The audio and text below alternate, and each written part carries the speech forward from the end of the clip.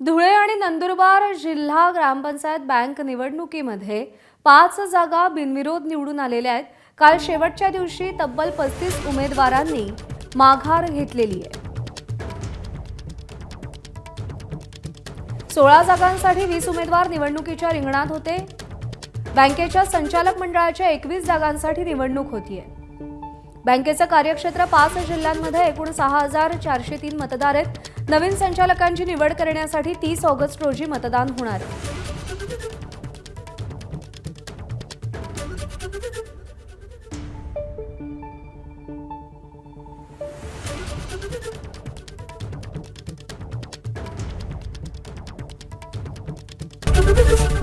ABP माझा, उघडा डोळे बघा नीट।